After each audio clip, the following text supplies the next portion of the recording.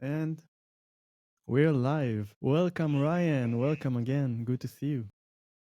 Good to see you too. Glad to be back. So, in the last episode, we just got to know each other, and the audience started to get to know you better.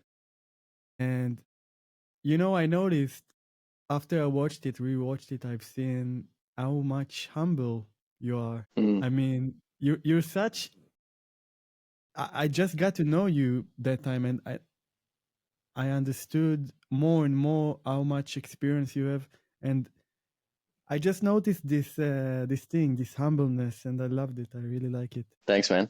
I appreciate that. So last time we really got in the end of the episode, we started talking about the mirroring aspect of reality, and I talked about what it means for me, and I wanted to dig deeper into that in your perspective, and maybe you could just talk about some of your experiences, and maybe I can see if it relates to this aspect of reality, because that really interests me, because it seems to me from my psychedelic experience that in these altered mind states, the mirror aspect of reality is more intense, like you said, or maybe it just unlocks to be more apparent.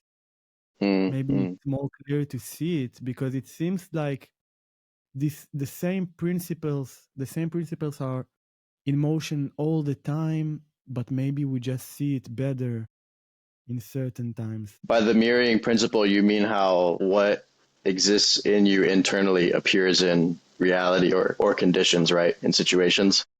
Yes, exactly. Yeah. Well, reality is vastly intelligent. So from what I've seen, it's part of a learning and purification process.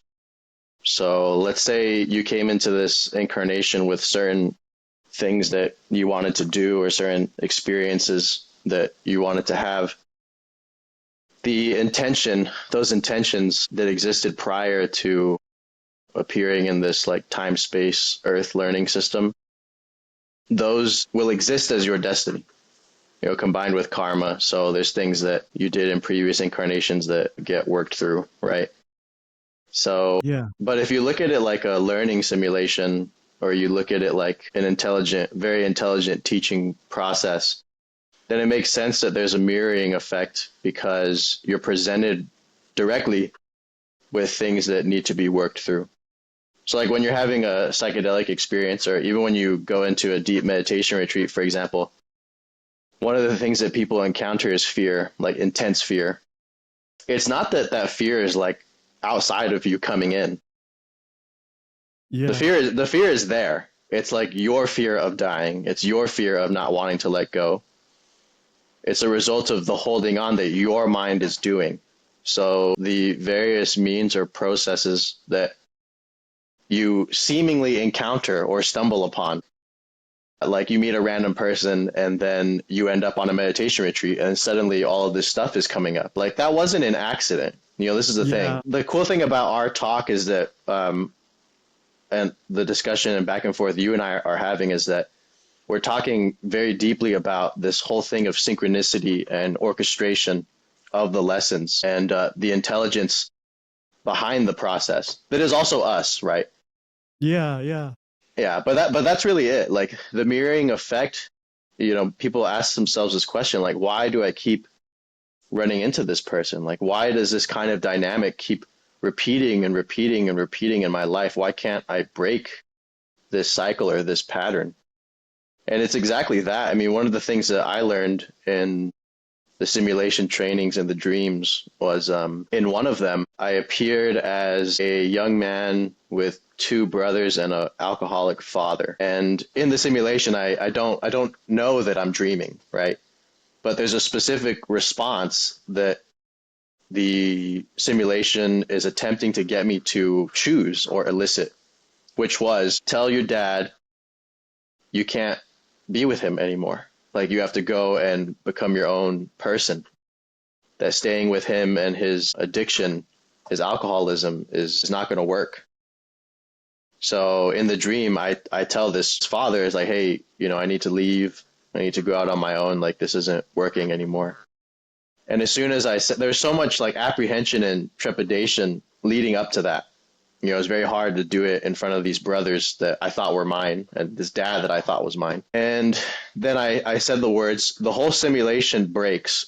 So that means the whole dreamscape disappears and I find myself in a metal room. And then this beam of light enters my forehead and I get this whole download of a lesson. And the lesson was something it's like a compressed data bit or something. And then you unpack it and remember it once you wake up. So I remembered that once this light hit my forehead, it said that the simulations and dreams are preparations for situations in life. Mm-hmm. Like, you get the training in dreams, you get the training in altered states, so that when these conditions are presented to you in waking life, you're more likely to actually make the highest growth response. Yeah. Wow. So what happened in the dream was I said what needed to be said to my father. It broke the simulation. In the same way, in conditions in our lives, when we have particular dynamics with people, with friends, with vices, with relationships, we're being presented with the simulation. We're being presented with the lesson. And life, this process is attempting to help us choose the thing, make the decision that would be best for our spiritual growth and our learning. And unless that choice is made, the simulation will repeat itself. Life will continue to teach you that lesson, to make that the suffering of your existence until you make the choice that needs to be made and you break that loop. And then even later, it can return, right? Like, it can come up again as a way to test if you actually got the lesson. Yeah. So let's say one of the things is one of the lessons may be you can't let your partner talk to you like that. Like, you can't let someone you love disrespect you so badly and you tolerate it and you stick around. Like, that's just not okay, right? Once you make the decision, hey, I'm not going to tolerate this anymore, and you either give the person the chance to change or you leave the relationship, what can happen is that similar type of person will return to your life and you'll be presented with the simulation of, did you really learn? Did you really learn the lesson of boundaries here? And if you didn't, the simulation happens again. Yeah, and then you can learn more. That's my experience. Is many times I learn slowly, like a little snail. I just, I feel like sometimes it's very fast. It depends. And I believe the more awakened I am, it gets faster and faster. At the same time, I feel like I look back years ago and I see patterns that were repeating in cycles. And each time I got better and better and better. And slowly I got myself out of the pattern. And it might take years with some patterns. And yes. I believe the more awake you are to the reality and the more present you are and you understand the things that really happening, because it's not the stories that we tell ourselves. I mean, this is just one layer. And if you see the deeper layer, the energetic layer and the patterns and all the stuff that we talk about, then you can actually understand where you actually are. Yep. Evolution is the law, right? That's really what this is. Like, reality doesn't increase or decrease. Reality appears as all of this, and in that way, it's stainless, right? Nothing that you do in your life affects the presence of reality, affects the presence of experience. That doesn't negate from the fact that in the relative sense, we exist in time and there is evolution that is happening as the consciousness unit. There is purification that is happening. There are habits and vexations and vices and challenges that are being presented to you again and again and again and again. Yeah, and opportunities as well. Exactly. Every challenge is an opportunity, right? Exactly. Every vice and every area of pain in our life is ambrosia. It's like nectar if it can be turned into that. The lesson may be like, you actually need to fail so many times just for the purpose of getting over beating yourself up for failing. Like we don't actually know what is going on. We don't really know how this is turning out. We may think that, hey, I'm being presented with this again and again so that I can actually like overcome this. But it may be the exact opposite. You may be presented with it again and again so that you can finally say, I surrender. And I'm not going to beat myself up over for this anymore. I'm not going to continue this like self-flagellation, you know? Yeah. We don't know. The lesson is multidimensional. It's like a diamond. Every aspect of reality is like a diamond. There's so many faces. There may be, this is the thing, like we think in very binary terms. Yeah. It's very all or nothing, it's like, it's black and white. Mm-hmm. A lot of us have that kind of thinking when it comes to the situations in our lives that like there has to be one particular outcome. And if I don't get that outcome, I'm going to be upset about it and I'm going to suffer, And that's so not the case. Not at all. I feel like it's exactly what I wanted to say. Like many times I have this thought in my head about how a specific thing is the right thing to do. There's a specific truth that I'm searching. And what I've been shown many, many times that reality isn't like that. And there's no right answer. And even if there is in specific lessons, then I don't know what it is. What is the lesson until I actually finish it? Yeah, exactly. Yeah, I have no idea. I really don't know. You can't know until the simulation breaks and you get that download, right? You can't know until you overcome that challenge or overcome that particular affliction. And then suddenly it makes sense. Like for example, when I was 19 or going on 20, my dad passed away. And one of the challenges of my whole like early years was that I was so angry at him for, being addicted to meth, for not being as present as I needed him to be in my life, and I let that anger and that rage get between us.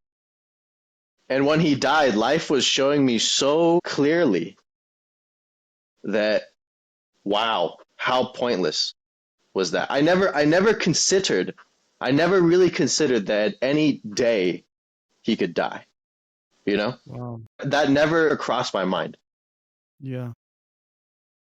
One of the big lessons in that whole thing was there's a lot of stuff that I was holding on to. There was a lot of stuff there were so many things that happened that I was resentful about. And in the face of death, all of that was meaningless. Yeah. All of that was meaningless. And it doesn't justify, it doesn't negate how painful those years were. It doesn't negate how angry it was. It doesn't negate how broken my childhood was. Like that still stands. But the truth is that I let pain get between me and someone that I loved. And I decided that in that moment, I would never do that again. And one of the things with my dad, this was related to the simulation, which only happened like 6 months ago, actually, that one I described with the father and the alcoholic and the kids. I decided in that moment when he died that I would never, ever, ever, ever again not tell someone what I wanted to tell them. Like I would never hold back my feelings or my concerns. I never sat my dad down and said, Dad, I love you. I know you're sick. I want you to get help. I never said that to him. I only said, hey, you have a fucking problem, man. Wow.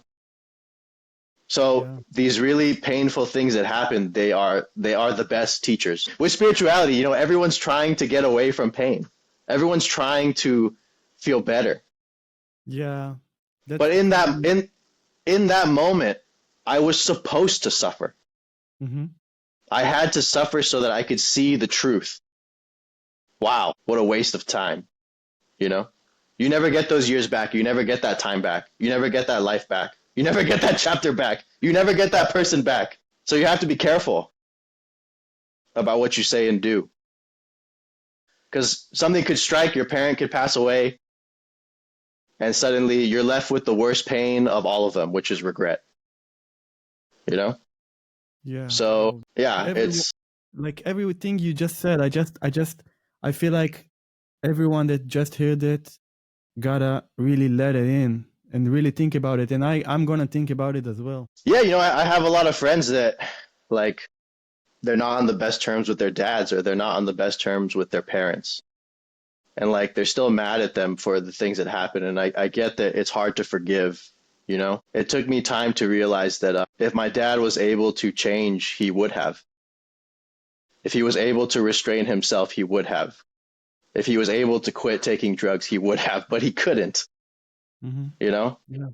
Like Yeah. everyone's doing their best, and we seem to forget that when we're still angry with a person, when we're still holding on to the pain. Yeah, that's very true.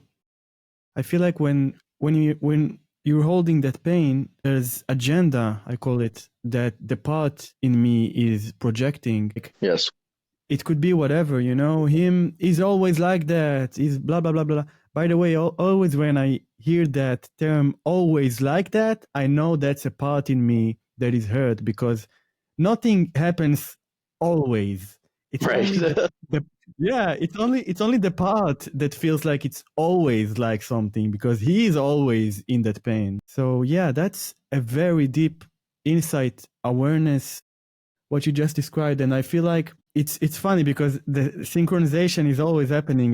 Before this call, I was having a 30-minute talk with my dad, and I still can't figure the lessons and how exactly I should approach him. And it's really not easy, and just like you said, until you learn the lesson, you don't know what is the lesson. Sometimes we have to accept that they're never going to understand, Yeah. Sometimes we have to accept that they're never going to understand, they're never going to approve. They may never really see us for who we are. And that doesn't mean that we can't love them. Yeah. It doesn't mean that, when that clock comes to its end, or when time's about to be up, people will say things that you never would have thought they will say. They will admit things that you never would have thought they'll admit, And a lot of times when the time is getting short and, death is really on the horizon, people feel regret for how they were.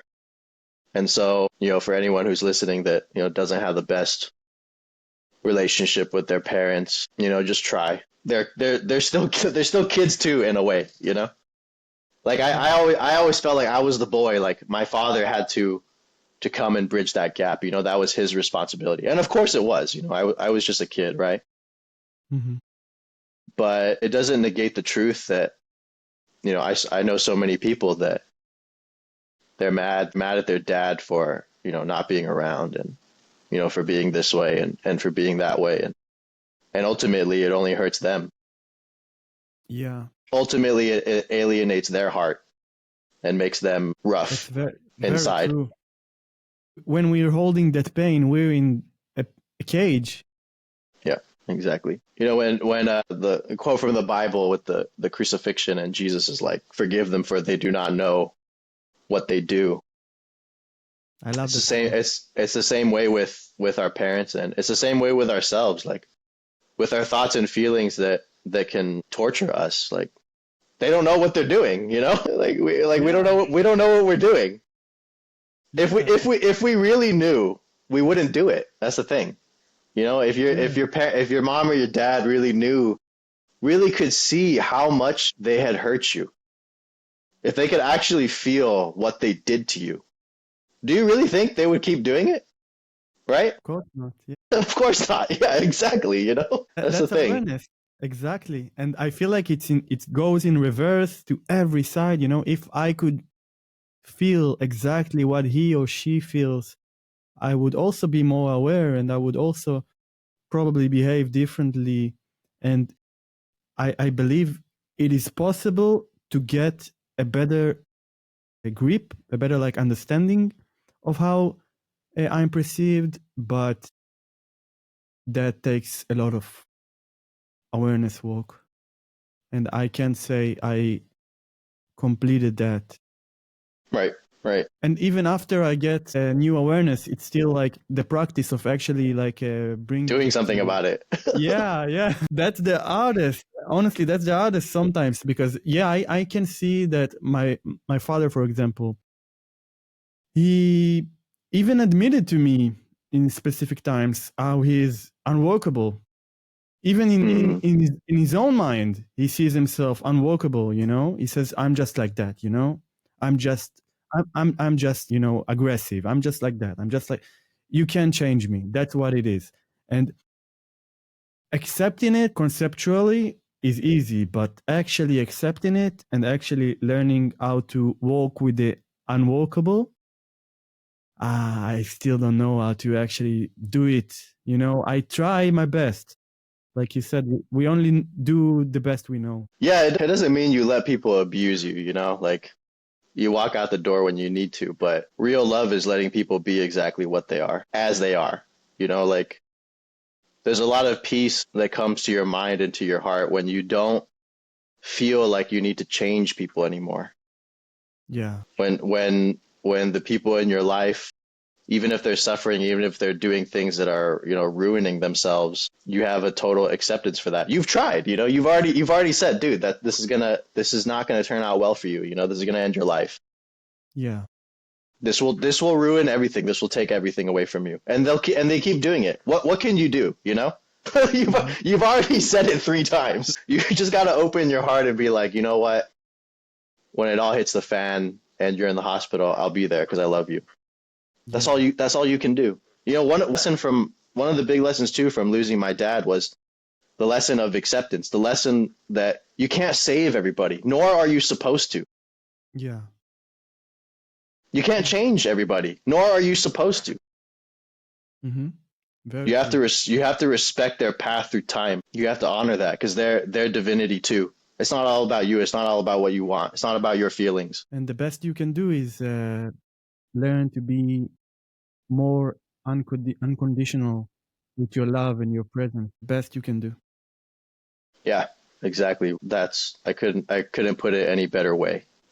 The lesson is love. Like the lesson is it doesn't matter.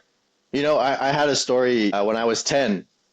Because I started getting in a lot of trouble really early in my life. Okay, so by the time I was 10, I was already being arrested for theft.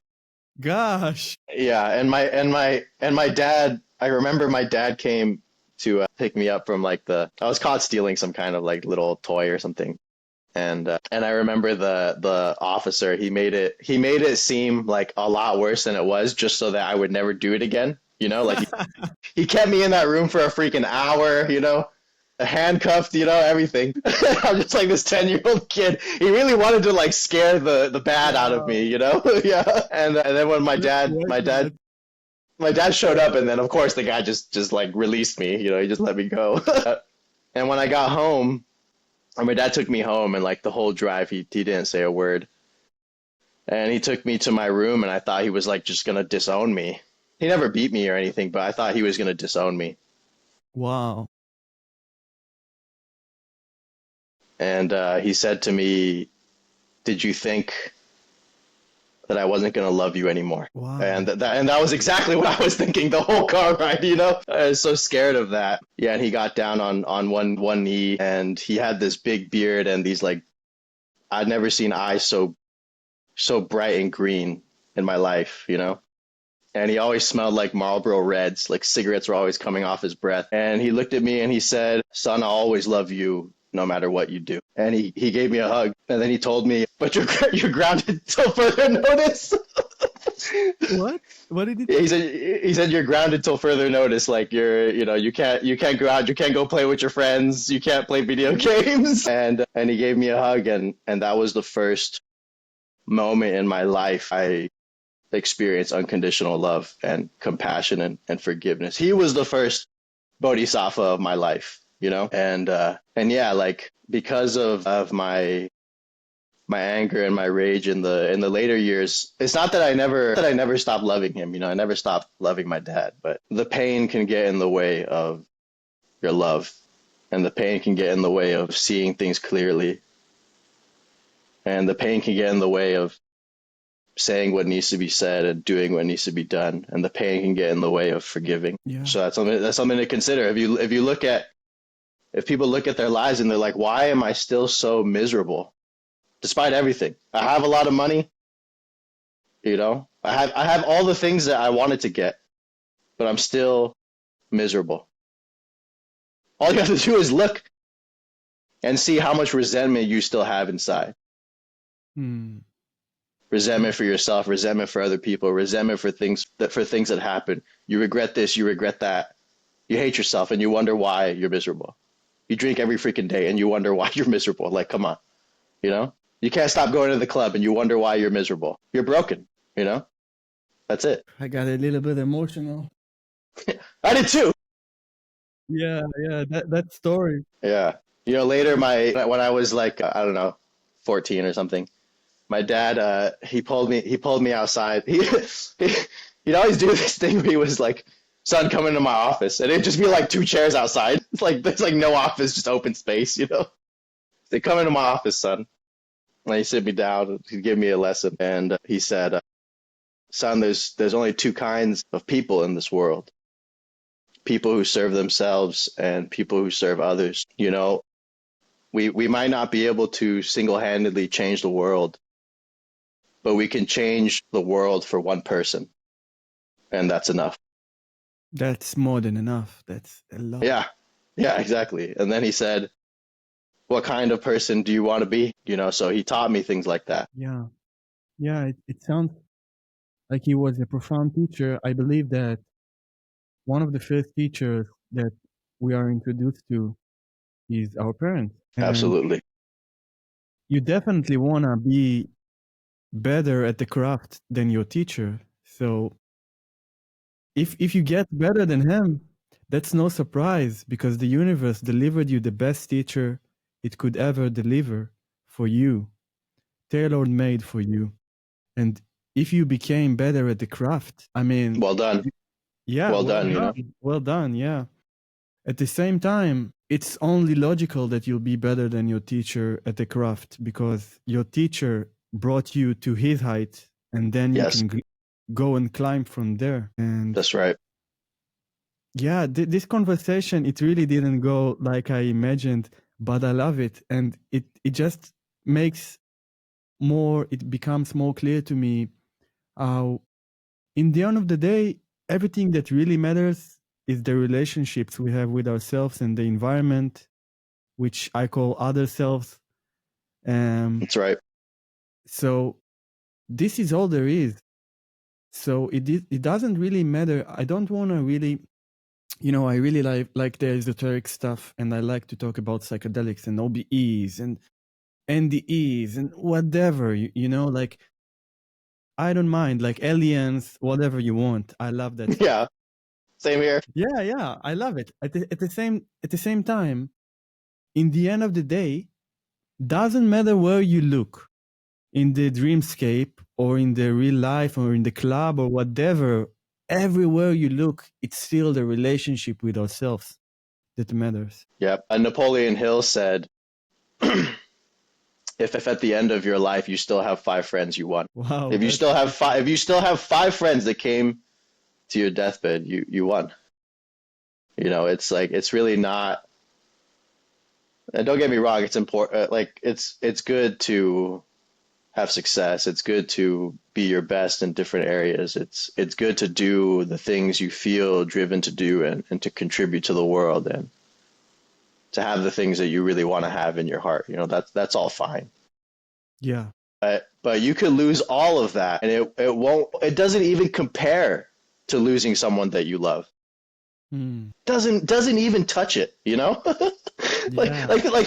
about this. Let's say you have all the money in the world, right? And you lose your mom or your dad and you really love them. How much would you give to have one more day with them? How much? There's no amount of money, There's nothing you wouldn't do to have another day, right? So as long as it didn't hurt anyone else, there's nothing you wouldn't do. So we go through. It's so fascinating how, like, it's only in the end that you see everything. You know, it's only when time is running out that it finally dawns on you. You're like, oh my God, Mm-hmm. I didn't say I love you enough. Yeah. Yeah, actually, that's a thing that always comes back to me. Not always, but many times in trips. With mushrooms specifically, I always say, my friends laugh about it, how I'm getting into that state. And I'm like, I want to say this person, I love him, and this person, this. And one time my friend was like, okay, here's the phone. Go pick it up and start calling all these people that you mentioned. And then I'm like, yeah, definitely I'm going to do that after the trip. And then no, because I have this law that I don't use phones in trips. Yeah.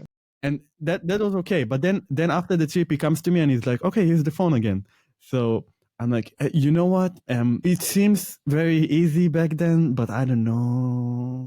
It's the fear. It's the fear, you know? That's the thing. It's so interesting. It's like when, and it happens to me too. Like I had a friend reach out not that long ago and he just said like, I love you, man. And I was like, I called my other friend. I was like, dude, is he about to do something? Like, is he about to die? You know, like for some people, it's so, when you experience a moment like that and, you know, one of your boys or one of your bros just like spontaneous is like, I love you, man. I'm so appreciative of you. The first thing you think is like, what's wrong? Is something bad about to happen? Wow, that's so true. It's so true, dude. Yeah, and sometimes we even have like this. I can tell about myself, and I also see it in others, that sometimes someone compliments me, like literally somebody commented on some video I made, and I don't personally know him, and he was like, he was saying something good about the video I made, and then I was like, what does he want from me? Like, this is the first thought that came to my mind. Like, what does he want from me? Because I thought about it. Why? That's my first thought. Like, I don't know this dude. I don't even know him. So it's pretty obvious that I'm just projecting my past, and love was always conditional.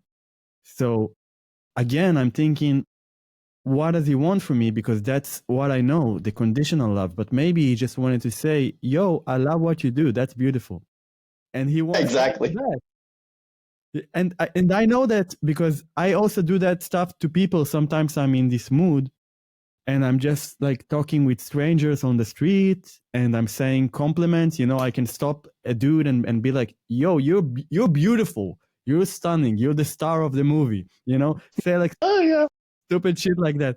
And some people just, you know, they love it and they let it go inside. And some people, you know, sometimes you catch them and then they look at you like, what the fuck this guy want from me? Like, you know, yeah. like, it's crazy. It's funny, you're like in line with a dude and he's looking sharp and you're like, you're looking sharp, man. You make me look like a bum. Like sometimes he'll laugh and then other times he'll get uncomfortable, you know? Yeah. Like I feel like learning to receive love is a lot. It's really not easy. Right. Yeah, it's not. It's not at all. So yeah, I wanted to ask you, last time and this time as well, we talked about these dream simulations, how you call them. So I thought about it, and do you think that people that also do not remember this stuff, maybe they still have these simulations, but they just don't vibrate high enough, so they can't remember? I think I wouldn't say it's like a matter of vibration, but it's just a matter of having recall for those specific experiences. Yeah, like if lucid dreaming isn't something that you actively do, or OBEs isn't something that you actively do, that there's not really going to be much of a capacity to remember this stuff. Because mind you, I only started experiencing these like recall of the dream simulation 7 years after I began lucid dreaming. So, and it's not that it takes that much time to recognize it. It's just that it never occurred to me that such a thing either existed or was even happening. So Kelvin, for example, he's had really profound OBEs right off of the bat because of things he's heard from me and other, you know, and other explorers like Bob Monroe. Yeah. For example, it was reading Bob Monroe that made me question what is guiding this state. I started to ask that because of the simulations anyways, like what's pressing the rewind button, what's what was speaking through the screen, what is actually transmitting the learning lessons, or what's transmitting the lessons in the simulation. That occurred to me as a question. Like I had that question, but then I forgot the question, right? It was on my mind for like 3 months or something. And then I read Bob Monroe and about how the same things happened to him. And then I was like, oh, okay, I absolutely need to revisit this and find out what this is all about. So you find particular books and you hear particular talks because that's part of what's being presented to you. That's part of the unfolding and the learning. Because Bob went through all of that, he wrote those 3 books, because of all the people that came before us. There's like this speed, this accelerated learning that can happen. For example, it was William Buhlman in his book, Adventures Beyond the Body, that presented to the world, I had never seen this before or heard of it before, the command, higher self now. He somehow figured out through his OBEs that there were ways to extend and deepen the out-of-body state. One of them was to command, for example, clarity now. That overcomes the problem of not being able to extend your lucidity. And then there was the big command that was like, I think it was the reason he came to exist in this incarnation, was to share the command, higher self now. Like, he figured that out. And that command was the reason that instead of me having to have 15, 20 years of OBEs to finally get it, I heard him talk about higher self now. I had an OBE. I said higher self now, and I had that experience. I had that opening. I had that contact directly. Yeah. And Kelvin has as well. So that's part of this whole like very intelligent system here. So it seems like the synchronizations that happening are bringing you the specific information from other incarnations that are relevant to your specific journey, so you can get it faster, maybe, or I don't know, to get to the specific point that of evolution that somebody, let's say, wants you to get. That's very interesting. Yeah, exactly. It's kind of it's similar to it's like the Buddha or any great teacher. You know, they have their particular discoveries, and because that has been charted in the unknown, now it's possible for other people to venture in that direction. Before it gets discovered and pointed out from the unknown, it's not possible. It's not possible for people to do that reliably, you know? Yeah. So, like, for example, I know now that if you want to enter your past lives, you go out of body, you invert consciousness. So you do a somersault, essentially. You enter this superstructure I call the mainframe. And from there, your past lives are accessible. Like, you can actually enter them, see through the person's eyes, feel their feelings, know their thoughts, all of that stuff. Is it similar to the Akashic records, what you're speaking of? I don't know, actually. That's a good question, because I think the Akashic record is more about, at least like from Edgar Cayce's talking about it, or his explanation about it. It was a way to gather information about any point in space and time, or any event or period in history. And that may be possible in the mainframe. I just don't know if it is. I haven't explored that. But I know with certainty that from this higher self superstructure, it's basically the architecture of the soul. From being inside there, it is possible to enter your other incarnations. So now that I've told people that, like, they could actually do the same thing. You go higher self now, enter this superstructure, show me my past lives, and they'll appear. Yeah, that makes sense even on the practical, most surface level, because if you don't know that you can do backflip to the pool, you will not try to do backflip to the pool. You would have had no idea. Because mind you, I had 10 years of OBEs, which is like 300 OBEs or lucid dreams, some number like that, right? And it never occurred to me that the experience was always moving outward. I never saw that. What do you mean always moving outward? Like, you project out of your body, right? And then the guiding intelligence or whatever is guiding the experience, it'll transport you to a different realm, or transport you to some some place, some dimension with beings, like in DMT trips, whatever, right? Or very, very, very high level of psychedelics. They say you enter the realm of the ancestors, right? Yeah. So you have the impression and you have the experience of this outward movement. There's really no inner and outer. There's really no up and down in hyperspace. Yeah. But you have the sense of moving outward and appearing in these other places with beings that are outside of you in the same way that you would in the waking state, right? You go here, you go there in space and time. It never occurred to me that it was possible that once in this state, once out of body, you could actually invert consciousness and appear in a kind of inner structure where the knowledges of the ancient religions exist. That was never apparent to me in the 10 years that I had done this. No one ever said that. Like people say the knowledge is within you. That's too vague. Okay. Yeah. We need specific. Yeah. The knowledge is within you. Okay. The answers are within you. Got it. That makes sense, right? And you can get an answer. You can get an intuitive hit. But I mean, like, to actually see the transmigration of souls, that is possible to realize. Thousands and thousands of incarnations and their knowledge is possible to access. That is possible. I know that's possible. I've experienced it. So it never occurred to me until I started to have these dream simulations. I had the recall, and then I read Bob Monroe, and then I actually accessed that superstructure that he's right. It is possible. Because in the text they taught, like in the Buddhist text, for example, you'll always just see like a line at the end of a discourse. Say, he emerged from samadhi and directing his mind, he was able to attain the recollection of his former existences.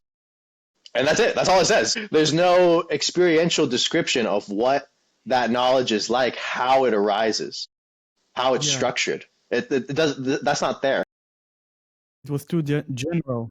It's too general, yeah, and it was ancient, right? So, but it's only through modern accounts that you can find actually how these particular experiences are structured. And this is what's very interesting about the DMT and the psychedelic research. We're learning more about the structure of these altered states. We're learning more about the structure of these realities that are very different from our own, and they're only experiential and investigatable subjectively. We have no instruments that can take us there. So the one of the big questions that a lot of psychologists and people are dumbfounded about is like, why is it that when all people take this particular drug that they come into contact with aliens? What do we think? What is there to think about that? Like, what do we even do with that? What do we even do with that subjective experiential data, especially because it's uniform over many subgroups and populations? It probably means something, but it sounds insane to insinuate that it does. It's so alien, so far outside our consensus reality, we don't know what to do with it. I think that slowly we will begin to understand more and more, and the more that I research and experience, I understand more and more. At the same time, you really gotta stretch your mind, because this stuff is, how crazy it is. And there are things that happen that don't make sense. So I had an OBE about 3 months ago, where I found myself first in space, and I was a point of consciousness looking at my non-physical body. So my non-physical body had a form there, and there was an angel on the right shoulder, like a little angel, and a little devil on the left. Literally like the movies. Literally like the movies, right? And I've encountered all kinds of entities, right? And I've never seen them appear like so classic like that, And the guiding intelligence, the higher self, just says the angel on the right shoulder is the angel of the higher self. The entity on the left is the shadow, which is comprised of several inner demon personalities. And then my consciousness zooms in on the shadow, on the little devil, and it inverts. I'm looking at an older version of myself. Tentacle beards, dressed in all black, sitting on this golden throne. And I look into his eyes, and then I begin to appear in the room of my childhood, like the room of my teen years. And I was dunked back into the dreamscape, and I had this experience of falling and crashing into the 16-year-old me that was attempting to roll out of my physical body. So when I was 16, I started doing OBEs. I was trying the rollout method one night, and I kept trying to roll out. I already passed the vibrational state, but I couldn't separate the non-physical consciousness from the physical. So when that happens, you try to do these exit methods. And one of the exit methods, one of the primary ones, is to just roll out. And I kept rolling out and I kept pushing and I couldn't roll out. And then this force from behind me crashes into my body and I roll out. And I had an out of body experience. This was showing me 3 months ago that force that came down, crashed into my body to roll me out was actually me at 32. How's that possible? How is it possible that me at 32 crashed into the me at 16, resulting in an out-of-body experience? Because when that happened when I was 16, I didn't know what had slammed into my body and rolled me out. I had no idea. I was like, okay, that's unexplainable. There's a lot of unexplainable stuff about all of this. And then I just didn't think about it anymore. You fast forward 16 years later, and it happens to be the case that somehow in this hyperspace outside of time, linear time as we experience it here, there was this loop. Mm-hmm. So then it progressed back to the learning simulation, and the floor was full of these like writhing tentacles and body parts having sex. And then the voice of the higher self just said, "This is your lust." And I woke up. If this happened to a regular non-trained person, they would probably question their sanity. They would say, how is that possible? That doesn't make sense. Like, this is something straight out of freaking Interstellar, straight out of the movies. But definitely, when you have like repeated things like this, it expands your mind. It expands your container for what you think is possible and what you think reality is. Yeah, I think the word you said, container, is a very key word here, because if you cannot like comprehend the amount of stuff that you perceive, you might lose your mind. And it's not a coincidence that this fear of losing your mind is so common in this space. Experience. Yeah, because it is actually a possibility. You can see sometimes, like, I'm speaking for myself, but I could see that sometimes I really hit the point which I feel close to that point of losing my mind. So you really need to expand it as you go and don't overstretch it. Especially, so with lucid dreaming and OBEs, it's very gradual, right? Like, you generally don't have things that like actually terrify you. They may make you question things, but for me, in the beginning, there were big tests, right? There was a shadow that appeared. That was very frightening. But once you pass like the major tests, there's not really stuff that bothers you too much after your initial entry into the spirit world. Mm-hmm. But with psychedelics, especially from my early use, like when I was 20, I mean, the path to non-local entangled super consciousness was psychosis. That's how it happened. Like, I had to actually lose my mind and be a babbling buffoon on the floor, caught in this time loop, in order for my mind to go elsewhere or to expand into higher states of consciousness. So that's the double-edged blade with things that produce so much radical change in your physiology and in your spiritual anatomy. Like, I've never had an experience like that from meditation. I've never had an experience like that from retreats. I've never had an experience like that from OBEs or lucid dreams where I was like, whoa, I'm actually experiencing psychosis. This is very intense. That only has happened in the psychedelic space. And I feel often it's for a reason. Like, the barriers of your mind, the barriers and the localization in time space needs to be fractured in order for some of these things to occur. So that's what it is. What do you mean fractured? Like, so most of our experiences are single screen. We're just seeing the screen of us, and it's not multidimensional. But what often happens in the psychedelic space is that your perception becomes multidimensional while walking around. So you're walking around, but you're experiencing another layer of reality or multiple layers of reality simultaneously. You're no longer experiencing one particular localization in a point in space-time. You're experiencing multiple simultaneously. That's why it's very difficult to bear sometimes. Like, you're having a really intense experience, a really intense trip, and you feel like you're in multiple places because that's actually what's happening. Your consciousness is appearing in multiple places And that is difficult for your physiology and the you that is locked in space-time to handle. Yeah. That is difficult to handle. You're like, oh shit, well, I get lost in time, right? Exactly. But will I never come back from this? And the thing is, it's just, you have to remind yourself, dude, I took this thing. Yeah. That's such a common fear, what you just said. Like, I heard it even with weed. I remember one of my first buddies, like, he had this intense weed experience, first experience, and he was like, damn, I'm gonna stuck like that. And you hear it on LSD and mushrooms and DMT, whatever. That's always a common fear. 100%. Of course, it's so terrifying, right?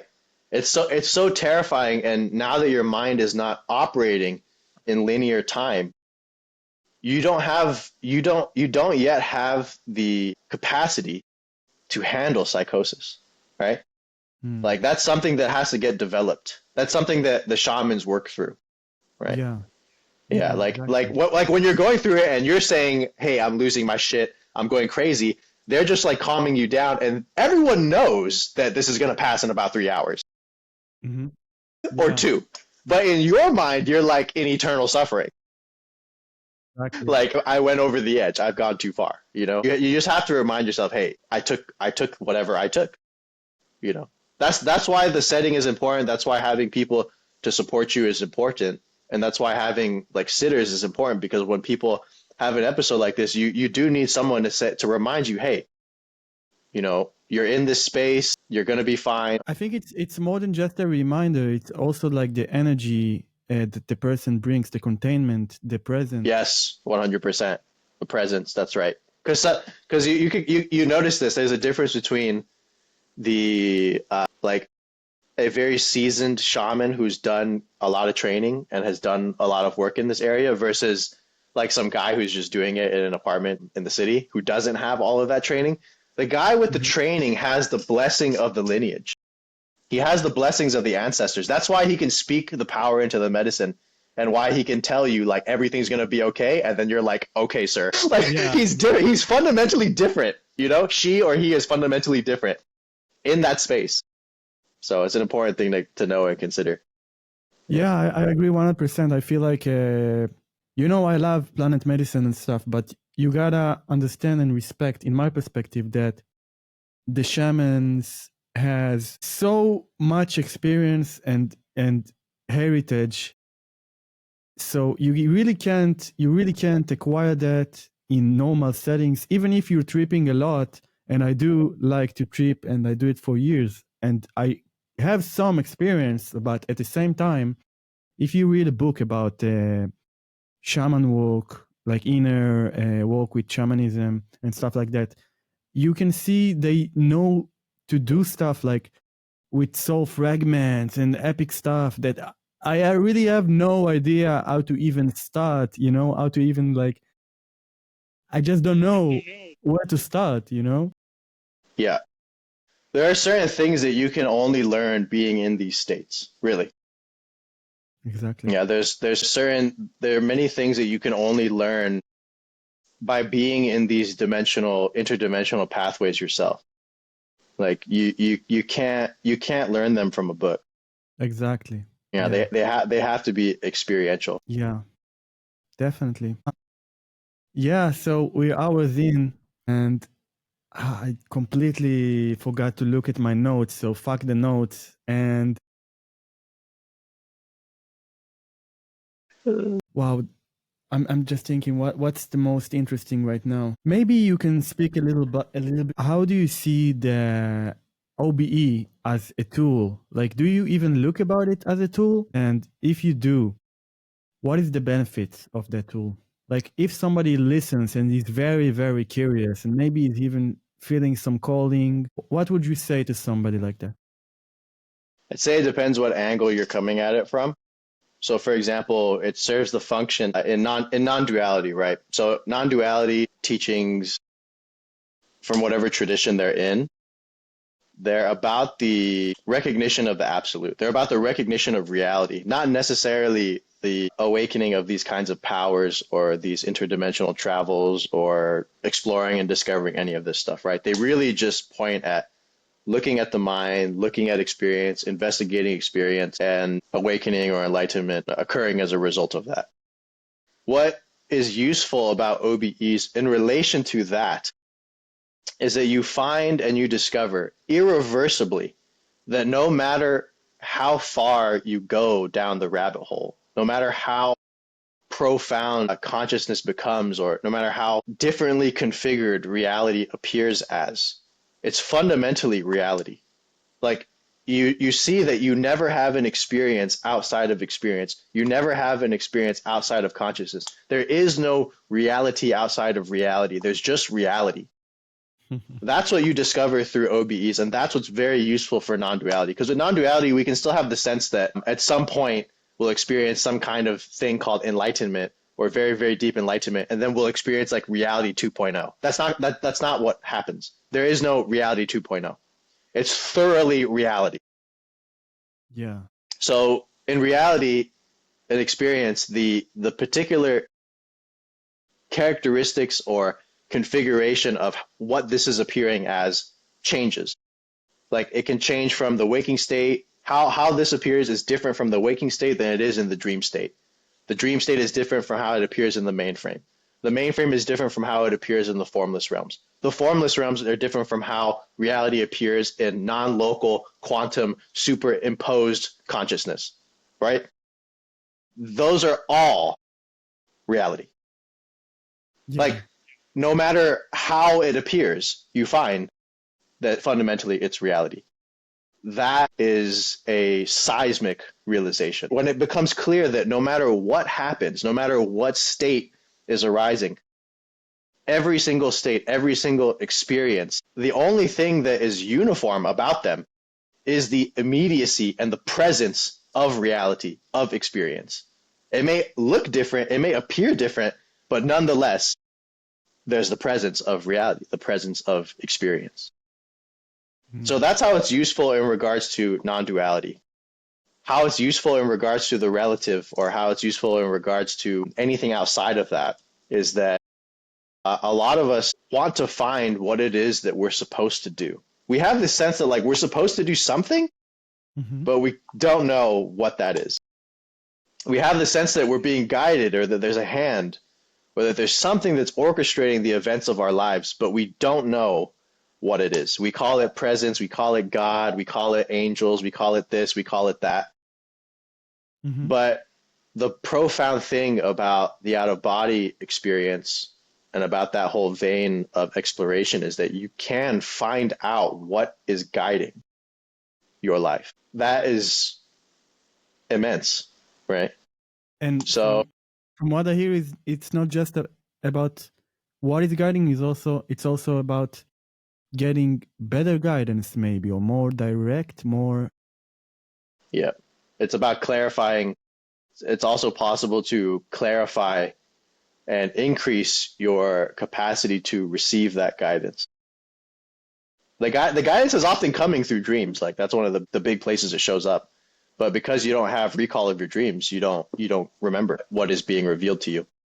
So sometimes these deeper levels of reality, they have to orchestrate events in a very overt way to get you to wake up, or to get you to see what needs to happen.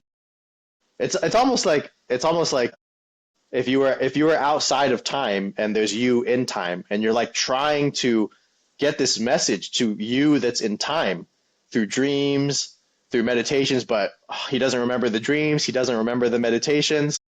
Yeah. Like we've been trying to get this message to him for a while and he's not getting it. So then something has to happen to get you to see. And that could be something big. It could be that you've had this sense that you've had to wake up, or you've had to change something about your life for a really long time. You might have had this sense, especially people that are older, that's like, yeah, I'm like 50 now or 60, and I feel like I haven't really dived deep enough into my spirituality. Lo and behold, you have this thing called a midlife crisis, and you're reassessing everything that has happened. Yeah. You start waking up. You start asking yourself, do I really want this to continue for the next 20 years, for the next chapter, this last chapter of my life? And all the way since you were 20 up until you were 50, you had that that impulse of like, you know, I really should focus on this more. I really should meditate more. I should go on retreats. But you let yourself get busy. So it takes a crisis for you to actually see what has been being presented this entire time. Yeah. That's one of the ways that it works, you know. I've seen many times that a person has just lost everything, or they've ended up in the hospital, and it's only then that they look at this. Yeah. They get a knockout and then they get an wake-up call. Like, Yeah. it's actually your guidance probably, that just they tried everything and they're on their knees, and then they have no other, like, you really left them no choice. Yeah. So yeah, It's like you put it off for so long, you ignored it for so long, you kind of like danced around through the years and, you know, did this and did that, didn't really make the best use of the time when you felt and you knew that you were supposed to. And then something big happens. And suddenly you wake up. Suddenly you're like, the clock is ticking. I need to explore these things, these gifts that I felt like I had my whole life that I never honored, that I never gave time to. I have to give those things time now. The things that you wanted to say to people, the things that you wanted to do, all those gifts, they were given to you specifically to bring forth. You know, it was only you that could do it. They could give that particular configuration, that could make that particular art piece, that could make that particular podcast, that could build that particular company, that could build that particular retreat center. It was only you that could do that. And if you don't do it, you will feel the weight of life. You will suffer. Yeah, I definitely agree. It almost seems like at a certain point in my journey, it felt like I need to do what they tell me, and it felt like I'm caged, like I'm trapped, and I need to do. It took me time to realize, wait, what my guidance, trying to deliver to me is actually my deepest desire. Yes. And we are actually walking in sync here. Yep, exactly. It's similar. What you just said is perfect. It's very similar to the thing that occurs so much in awakening, which is that you ask for awakening, you ask for dissolution, and then when it comes, you're like, oh, stop, please, it's too much. Like I don't want to disappear. Hold on, wait. You know, it's just like that. This personality thing is confused. You know, it wants one thing, it wants another. It asks for it. It takes it back. Yeah, it gets the plan. It changes its mind. You know, that's just how it is. We just have to know that is the case. Like, that is what's going to happen. That is how it's going to be. Nonetheless, we do our best to take action and to focus on the things that are at hand. You know, otherwise, they just repeat themselves, and we end up in regret. And who wants to really live like that? I mean, it's. I would say that it's no one's fault that we weren't able to change. It's no one's fault that we weren't able to give those things the time that they needed. It's not that we should blame ourselves for not having done this or not having done that, or not having given our destiny the attention that it deserved, and our gifts the attention that they deserve. You know, if you could have done better, you would have, right? If you could have acted on it at the time, you would have. But now is always the time. And it's never too late. It's never too late to do the things that you want to do. It's never too late to be the person that you really, really want to be. Not what other people told you to do, not what other people asked you to be, not what anyone else's expectations were, but really in your heart, what it is that you wanted. Yeah, and even after you realize all that stuff, it's still like there's still imprinted belief systems of others that are imprinted to you. And I feel like I always need to take time to differentiate between my deepest desire and my heart intention, or my soul, and just like parts that, fake it, that they are guiding me, and they actually come from a specific agenda. It's not like they're bad, but they just have this story in their head. So it's a lot of work to actually differentiate between the two. Yep, exactly. It reminds me of a particular conversation where this guy was asked, I don't remember either of their names, but the guy was asked, how do you make a very, very difficult decision? Like when you have two things that are presented to you, how do you choose? And his answer was, you have to choose the thing that you're more incapable of. You have to choose the thing that will not rot your soul as much, right? If you have two really difficult choices, two paths are before you, you have to choose the thing that will not be a betrayal to yourself, even if that's the hardest thing to do, even if it rips you apart to do it. Because if you settle, you will live with regret. And that will cause a whole other host of problems. The last thing you want is at the end of your life, you get the life review and you see all the screens and you see your incarnation and you see all the different moments in time. And you're like, damn, I really, really should have turned left. You don't want to put yourself through that if you can avoid it, you know? So, yeah, that's the worst. I agree. It's the worst, man.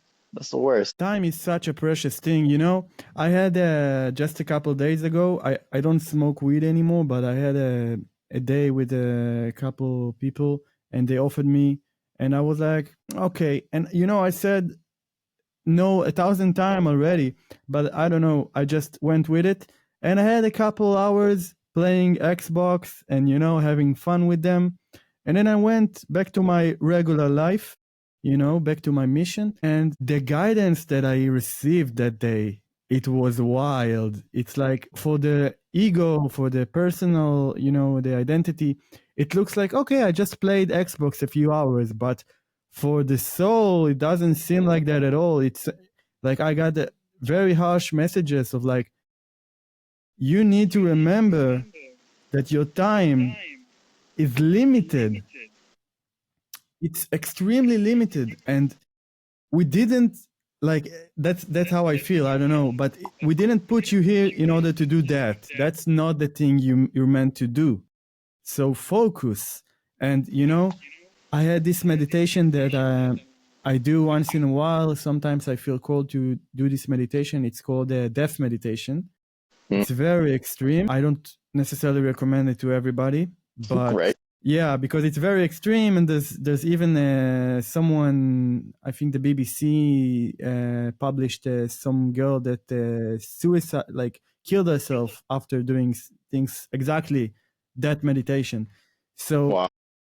yeah, not to say that it's dangerous, but you know, everything basically can kill you, and this thing in particular, this meditation is very, if you do it well, it can get you. You basically imagine you get into a very meditative state and you imagine your death and the people that comes to, you know, to your deathbed and what they say and what you regret, and you just go through that experience and you try to really, really imagine that, you know, so it feels real. Yes. And if you do it very, very well, that can get very intense.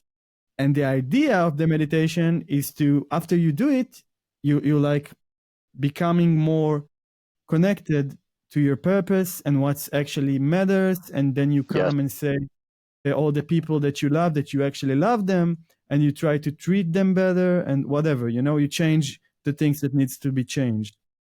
Very powerful. Very, very powerful. Wow. Yeah. Wow. That's awesome. That is amazing. Give me one moment. I just need to grab that charger and plug it in, and then we'll be good to continue. Hold on. No problem. I wonder if Kelvin is coming in some, because he said like maybe an hour after. Let's see. No messages. It's interesting, this death meditation that you're talking about, because it's very much it's one of the major meditation objects in Buddhism. It's called the skeleton contemplation, or the meditations on repulsiveness.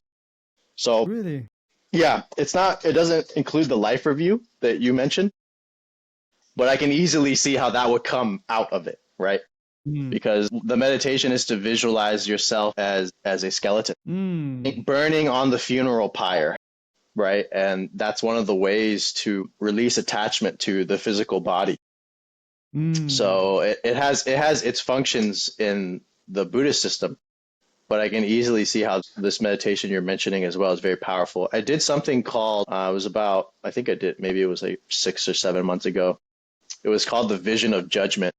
And it was like a guided process where you just walk through these different realities in your mind's eye. So it's not an OBE, but you get to a point where this angel lifts you up into the heavens, and you have the life review. But during the life review, you have a justice appear. So the scales appear, and your virtues and vices, or the things that you did well, the things that you did that were beneficial, are weighed against the wrongs. And that is a crazy experience. And then you request judgment. You say, like, may I balance the scale? And some people's whole lives blow up from doing that. Wow. But for me, it wasn't too intense, right? Yeah. I had a lot of stuff happen leading up to that point, but it was still so interesting that all of this was just happening in my mind's eye. But it was very real in the sense that you never really put yourself in a place where you assess everything you did that was harmful versus everything that you did that was beneficial, and like really feeling the weight of that. And when you do, and part of that whole judgment process is, as part of the balancing of the scales, what aspects of myself do I need to let go, and what aspects of myself and my life do I need to enhance and do more of, considering that in this particular judgment, the scales are weighed more so in one direction than the other, right?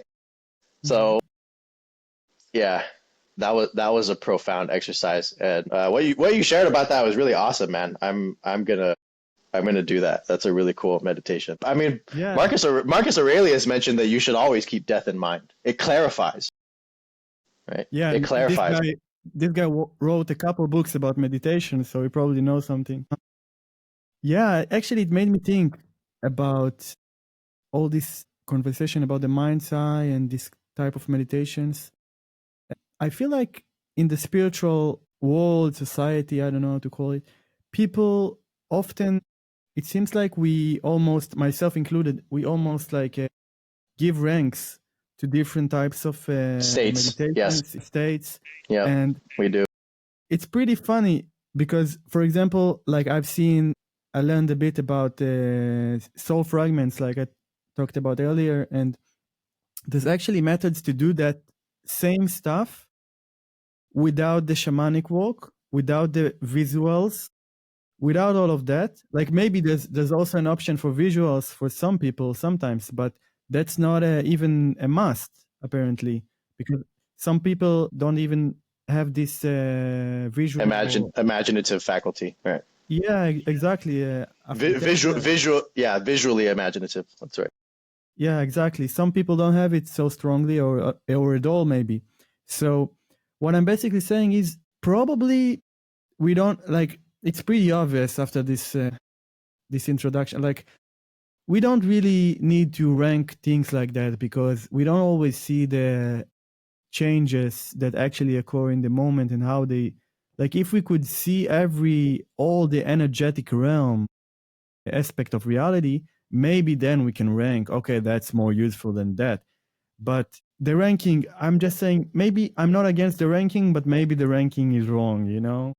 Yeah. This is a really, really good point, man. There's two stories that I need to share about this because it speaks exactly to this. So first we have a ranking system. So most people in spirituality, they will rank OBEs above mind's eye stuff because the OBE requires like a full separation. It's like a completely altered state. But the same way that the shaman is able to communicate with beings in the out of body state, the shaman is able to do that in his or her mind's eye. It's not like communication with non-physical beings is suddenly not possible if you're in the waking state. Obviously, there's like clairvoyance and people who communicate with these things. So we know that's not the case, but we still have this gradated structure that's like, okay, this is here and everything's down and everything else is down here. That's like purely just our human consciousness configuration understanding of that. Okay.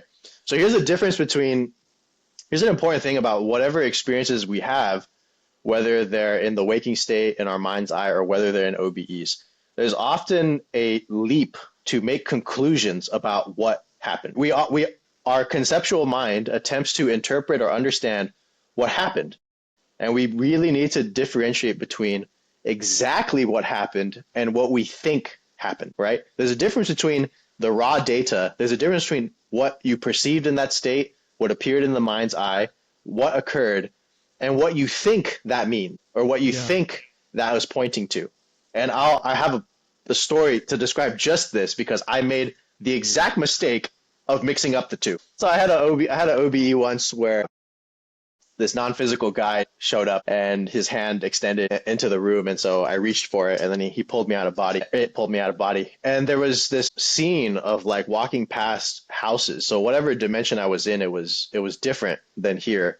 Like all of the doors of the front doors of the homes, they had this shelf over the knobs, which doesn't exist in our world. We do not have shelves over knobs. There's no reason to have shelves over knobs, okay? So there's a little shelf sticking up over all the knobs and a candle.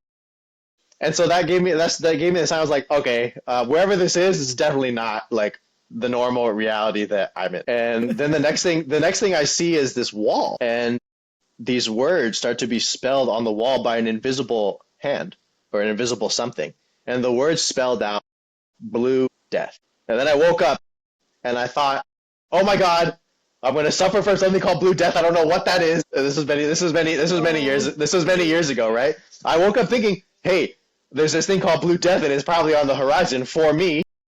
Oh, and then when I saw the words blue death, I heard the name of my friend, Bruce. And Bruce is a Chinese doctor. He's a healer. So I thought, okay, I have something about blue death. I need to go see Bruce about it.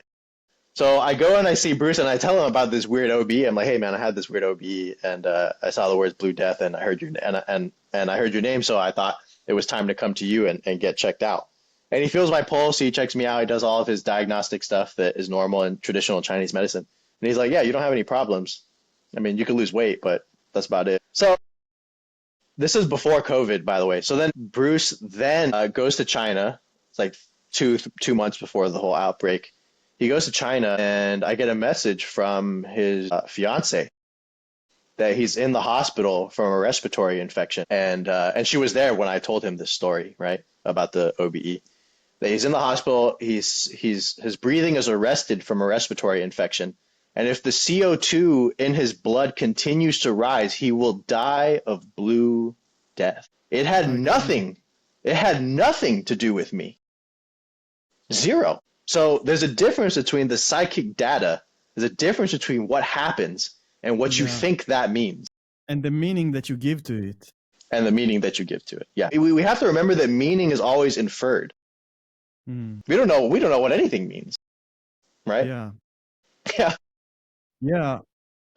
The way I walk with my guidance, I always try to get approval for the information that the meaning that I give it, because I get some information or something or an experience with someone, doesn't matter whatever it is, a message maybe that I get, and I have the automatic interpretation that I give it to it, and I feel like I'm becoming better and better and better, and I even get some messages about you getting it good, like good yes, work. yes, but at the same time, sometimes I get it completely like opposite or like not good. And then I always get more guidance in order to understand, okay, did I get it all right? Maybe I get it twisted. And when you go to the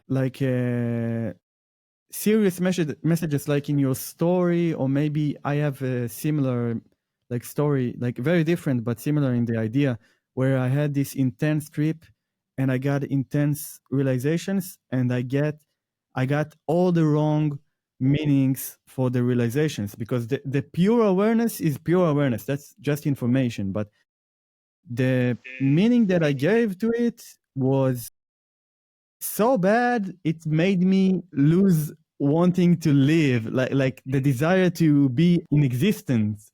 like even. That's how extreme I took it. So, and it took me time to like work that puzzle. At some moment, I remember that moment very, very good because it was such a profound moment. Everything started clicking in a good way, not in a bad way. And then the same puzzle, it looked the opposite. Everything from that moment in my life, everything started to be more in alignment. Like I started to find my purpose the first time in my life. So the meaning is such a big deal, and it can take you both ways.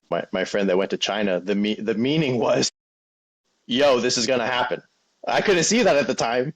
I thought it was about me, but that was the meaning. That's pretty singular, right? But there are oftentimes dreams and experiences where there's layers of meaning. It's not just one particular thing. So that's a thing to note too, that visions and dreams are multidimensional. They can have many layers of meaning and many lessons that can be derived from them. And it's the same thing with a trip, right? There's a lot that happens that has lessons embedded into them. And even the normal state, like the everyday, like there's a lot of messages and we don't necessarily understand all of them. And even if we're getting very, very good at it, I don't believe I could ever understand every message in every moment. You know, that's too much. Right. Right, exactly. But I'm still trying. I'm still trying. Yeah, that's all you can do. The alignment with guidance is a learning process in the sense that your discernment gets better and better over time. So, for example, I didn't know that one of the major markers of an intuitive download or a urge or a calling from guidance was persistence. I didn't know that for the things that are in the alignment, those things will present themselves and I'll be drawn to those things persistently over time. Like it's very rarely just like a one-time thing and I know to go in that direction. So, I mean, often it's like it shows up again and again, and then I know. It's like, oh, okay, so this is not just my like normal imaginative fantasy thinking. This is something that is being shown to me. It's an opening to go into. So a lot of these things that are particular to each person, you have to learn the language of your particular guidance, the language of your particular larger consciousness system. Yeah. And it may not be the same language for every person. For example, like a lot of it to me can come through mental pictures, right? Or like literally literally visions in the mind's eye. But for someone that has aphantasia, they're not going to experience that. Exactly. They'll experience it a different way. Yeah. I interviewed like 2 weeks ago, I think, somebody that works a lot with the Akashic records, and I asked him like, which way do you perceive the answers? So he was talking about the visual that he can see, the feeling, like an inner knowing, you know.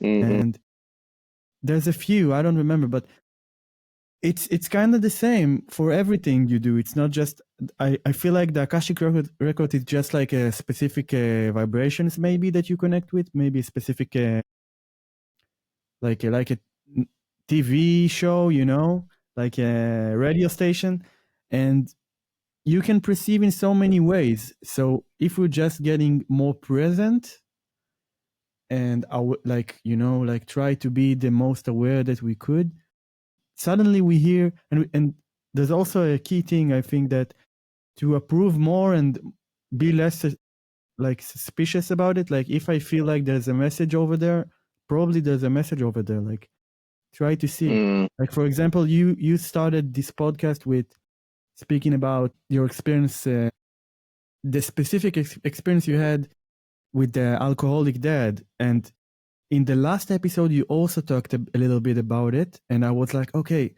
Ryan here in my mind had probably over 1,000 OBEs. I don't know how much.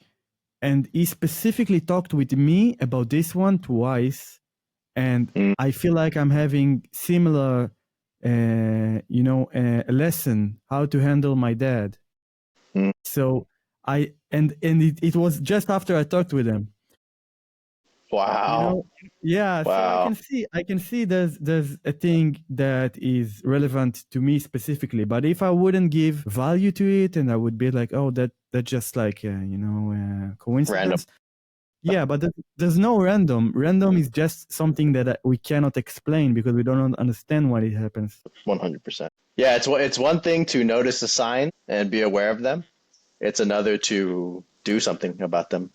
Yeah. Yeah. Like the first part is wisdom, is knowledge, and then the second part is the action that is then possible based on that. Yeah. I feel like awareness is relatively easy for me, but doing the work is harder for me. I don't know. I'm not sure that it's the case for everyone, but It's different. Some people are very good at taking action. They're like, yeah. if I can just know what to do, I'll do it, right? Yeah. But they're like, I don't know what to do.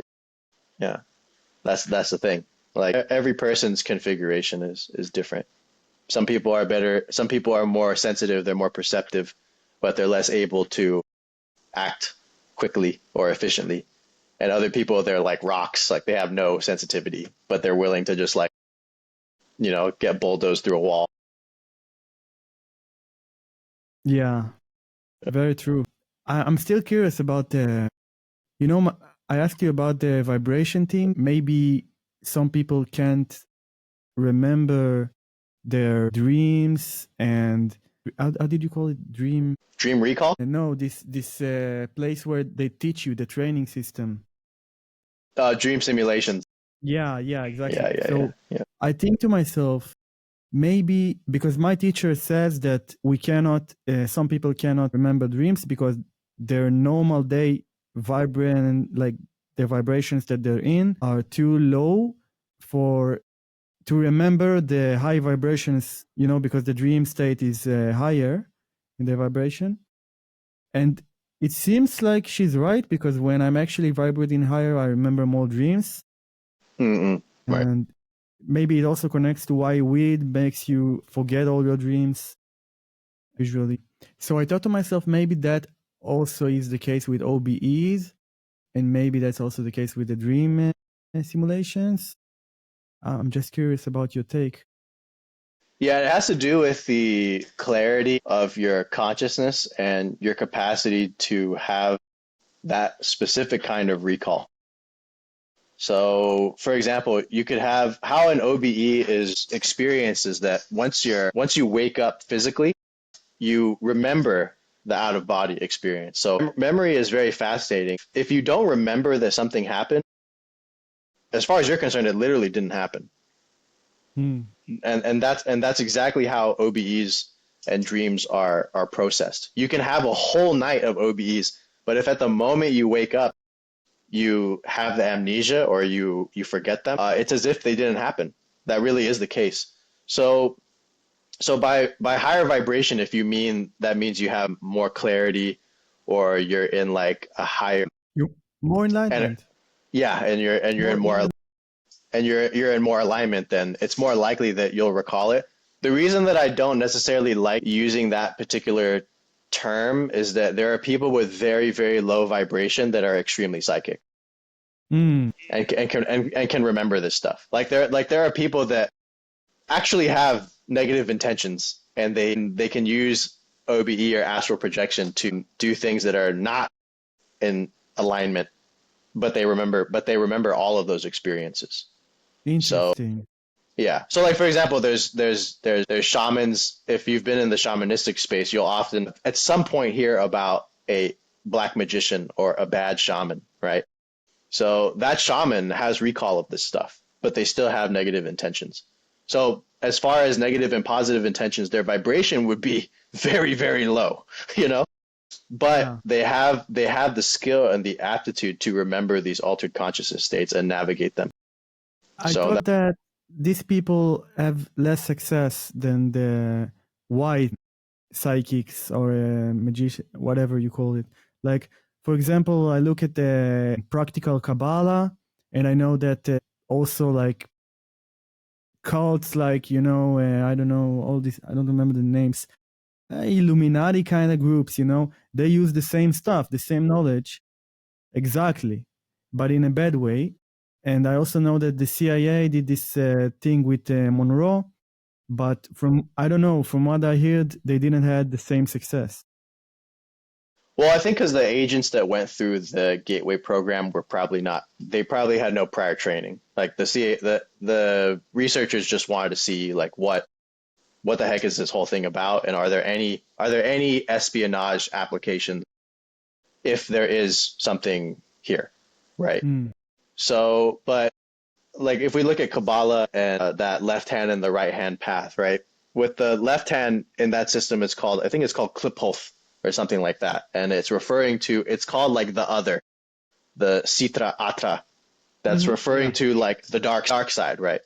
The dark side is literally a mirror reflection of the tree of life. It's like if the tree of life is here, the clip off is the reverse direction. So the main differences between these two paths is that in the right-hand path, there's an attempt to become one with God. There's an attempt to align oneself with divinity and return to divinity. You know, this whole notion of Adam Kadmon and the fall of man and all of this and the birth of sin. The left-hand path is not concerned with union with God. It's concerned with becoming God. It's concerned with becoming a God. Exactly. A creator of their own universes. That's why it's left hand. But in order to pathwalk that whole system, you develop the same tools. You develop the capacity to visualize, you develop the Kabbalistic meditations, you develop the ability to go out of body, you develop the ability to do magical evocation, but instead of working with demons to tame them, you work with demons to do their bidding. So it's a completely different map, even though the aptitudes and the skills are the same, because the driving intention is different. The driving intention for one is the expansion of the ego. The driving intention for the other is the vanishing of the ego and the achievement of and the realization of Godhead. So you're saying basically the success is not related to the path you take. I mean, the success that you will have with this stuff is not related to your vibration or the intention. It can be. The reason that it is because the source of power is coming from different places. So when you're on the right-hand path, the source of power is coming from these deeper layers that are aligned with light, right? But when you're on the other path, the powers come from elsewhere. It makes sense, because after all, if you go to like Alex Jones, for example, he said that these so-called evil people, blah, blah, blah, you know, elites, they do DMT trips where they communicate with demons. That's what he says from his research. And got completely what I wanted to say. Probably not as important. It's that. So for example, the capacity to go out of body depends on a few factors. It depends, one, on your ability to recall your dream. It depends, two, on the ability to relax. Relax enough for your body to fall asleep while your mind stays awake. Three, it depends on the capacity to employ an exit technique, like visualizing a scene or being able to direct your consciousness to another part of the room, and then that will cause the separation.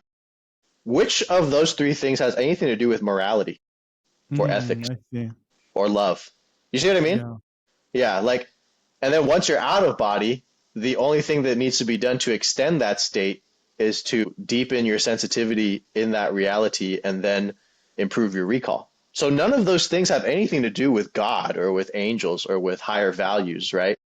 So there's a difference between psychic development and spiritual development.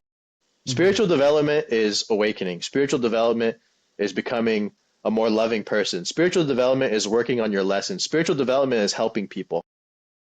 Yeah. You can use psychic development and psychic powers to do all of those things, but they're mutually exclusive. Because psychic powers just have to do with developing non-ordinary modes of perception. Yeah, like to be able to remote view, for example, which is to project your consciousness into a particular moment or area in space-time and then gather information about that place. That doesn't require any belief. That doesn't require any faith. That doesn't require any love. That doesn't Yeah. require any sacrifice. That doesn't require any lessening of your ego, any humbling of yourself before God. That doesn't require that. And it also doesn't necessarily help much with the spiritual like development. Right. Which is why the great teachers are always, they generally say, like, yeah, psychic phenomena is real, superpowers are real, but the path is what's most important. The absolute is what's most important. So Yeah. if you have the psychic powers and you have those tools and they can be used in tandem with spiritual development, like that's exactly what I do with the OBEs, you know, but there are many Mhm. people that use OBEs and remote viewing for things that have nothing to do with this. Yeah. I mean, Yeah. that's just a fact.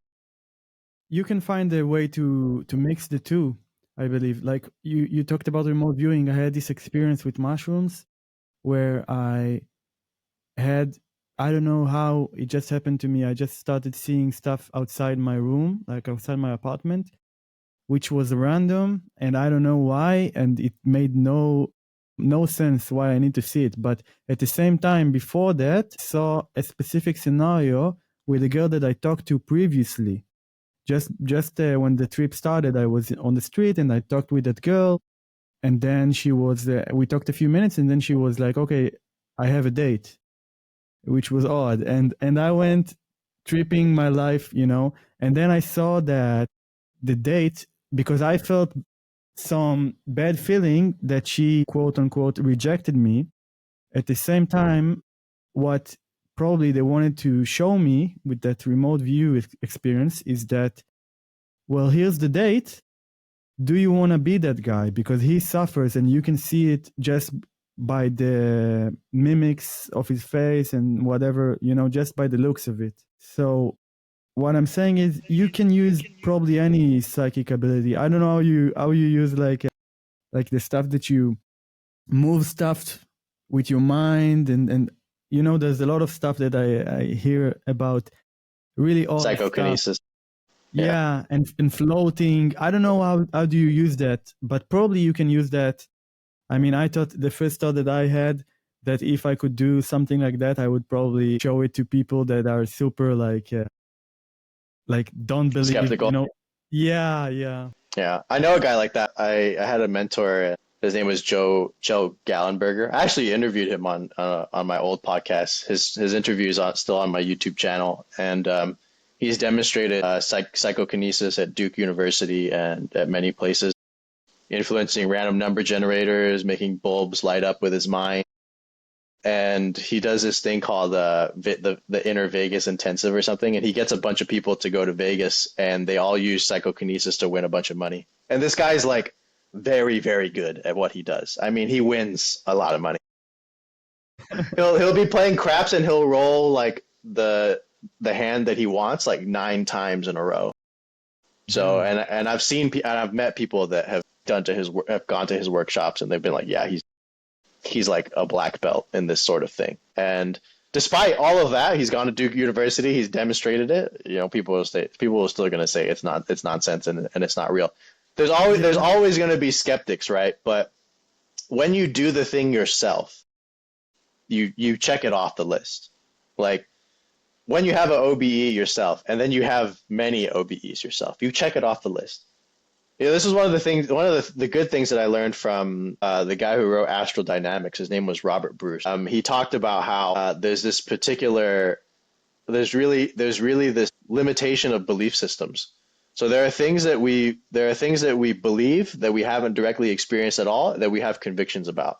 So part of his process was literally making 3 categories: things that I know and have experienced, things that I'm unsure about, and things that I looked for to investigate and did not find to be true. So he said this was very profound for him in the sense that he had many beliefs about whether certain things existed or not. And then when he actually went to investigate in the out-of-body state, he found that oftentimes his assumptions were not true.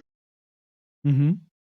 So like, do angels actually exist? Do demons actually exist? Do interdimensional, extraterrestrial, non-physical life forms actually exist? Are those things contactable, accessible, communicatable with in these other states?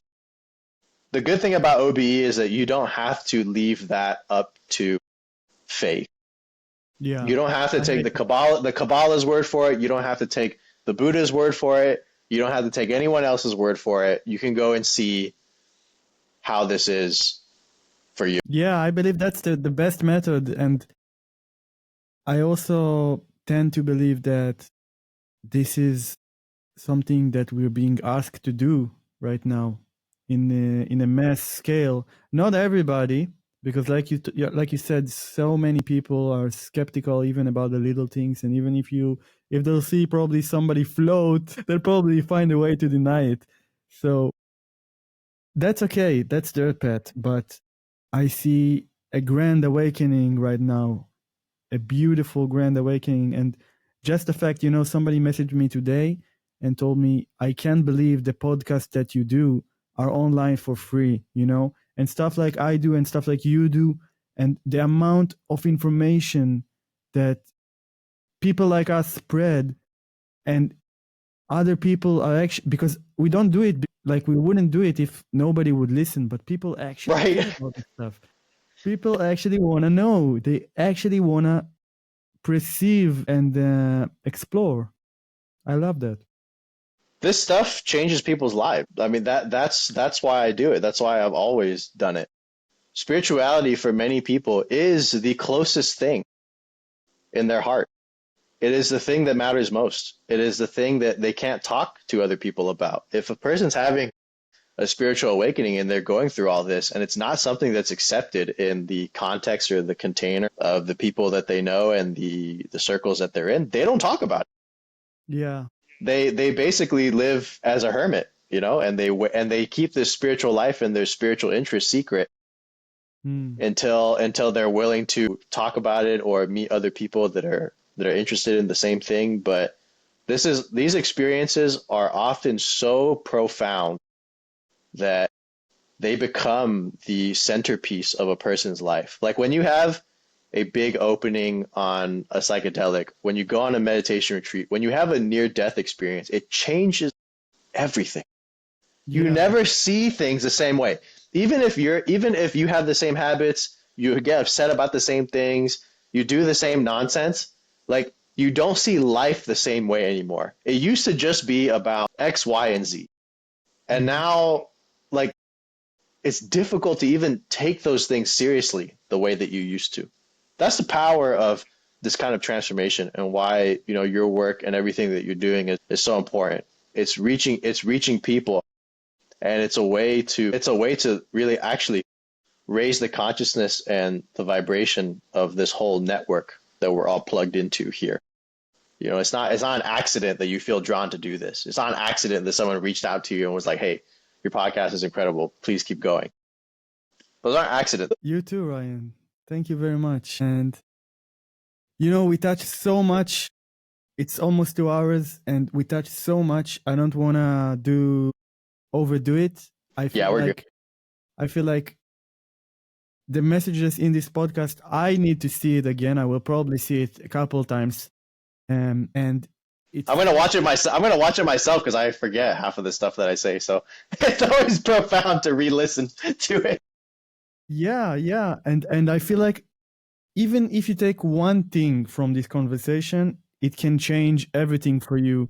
For example, like I just want to finish with this thought about meaning that we talked about, and the story that you shared with us made me see how meaning is so important, and especially because what you just said recently about how these extreme experiences and states can change our whole approach to life. If we give the wrong meaning to it, it might be very, very bad. And I think this is where connecting with a guide, not just our guidance, but a physical guide, like somebody like you that has the experience to help you understand the difference between your experience, the information, and the meaning.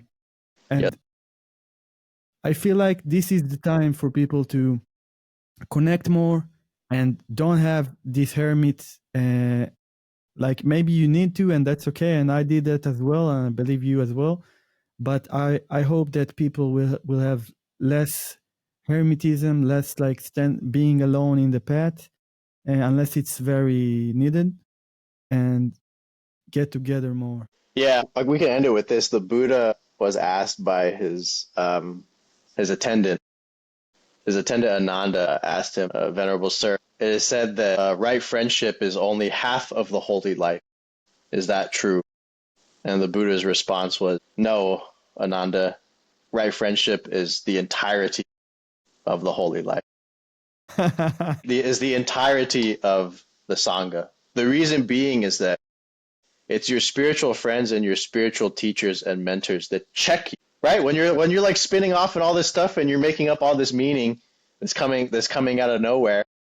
It's your spiritual friend that's going to be like, "Are you sure about that?" You know, like maybe you're jumping to conclusions. That's very important. Yeah. You know, yeah. we should, yeah. Don't assume that you're right. Beautifully said. Thank you very much, Ryan. You got it, man. Can't wait for our next time. It's gonna be awesome. Even better, I'm sure. Yeah. We get it better each time. It goes even better. Yeah, man. It was great talking to you.